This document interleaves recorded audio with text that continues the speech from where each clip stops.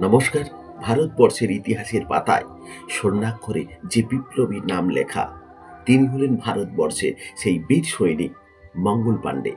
1857 সালের 19শে জুলাই উত্তরপ্রদেশের বালিয়া গ্রামে তিনি শুভ সন্ধিক্ষণে জন্মগ্রহণ করেন। মঙ্গল পাণ্ডের বিখ্যাত উক্তি, তোমরা এতদিন কৃষ্ণাঙ্গের আনুগত্যের স্বাদ পেয়েছ, এবারে তার ক্রোধের স্বাদ পাবে। মঙ্গল পাণ্ডে শুধুমাত্র একজন সাধারণ সৈনিক ছিলেন না, তিনি ছিলেন ভারত মাতার এক আত্মার যোদ্ধা। তিনি ভারতবর্ষের স্বাধীনতা কিভাবে আসবে তারই পথ দেখিয়ে গিয়েছিলেন। তিনি ভারতবর্ষের স্বাধীনতা সংগ্রামের ভিত্তিটা রচনা করে গিয়েছিলেন। তাই তো তিনি উদাত্ত কণ্ঠে ঘোষণা করেছিলেন, মারো ফিরিঙ্গি কো মারো, মারো ফিরিঙ্গি কো মারো। মঙ্গল পাণ্ডে বেঙ্গল রেজিমেন্টের 34তম সৈনিক ছিলেন। 1857 সালের 29শে মার্চ কলিকাতায় হিউসন ও ব্রাউন নামে দুই ইংরেজ কর্মকর্তাকে তিনি নিজ হাতে হত্যা করেছিলেন।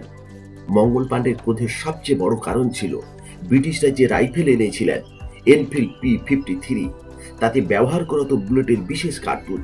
তাতে মেশানো থাকতো গরু ও শূকরের চর্বি, যা দাঁতে কেটে ব্যবহার করতে হতো। হিন্দু মুসলমানদের মধ্যে বিভাজনের সৃষ্টি করেছিলেন। ভারতবর্ষের বীর যোদ্ধা মঙ্গল পাণ্ডে ইংরেজদের হাতে ধরা পড়লেন।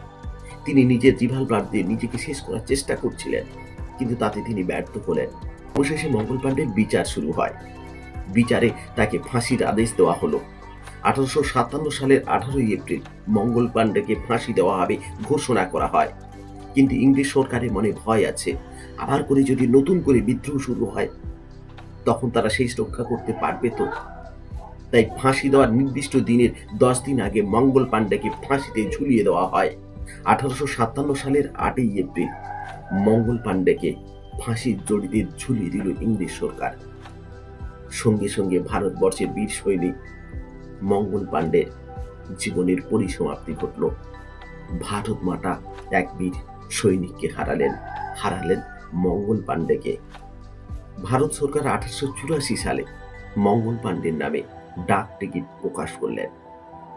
আজও ভারতবর্ষের ইতিহাসের পাতায় স্বর্ণাক্ষরে লেখা আছে বীর সৈনিক মঙ্গল পাণ্ডের আত্মবলিদানের কথা, যা চিরস্মরণীয় হয়ে থাকবে প্রতিটি ভারতবাসীর অন্তরে। আজ 8ই এপ্রিল মঙ্গল পাণ্ডের তিরোধান দিবস। চোখের আলোর এই শ্রদ্ধার্ঘ্য সকলে ভালো থাকবেন। নমস্কার।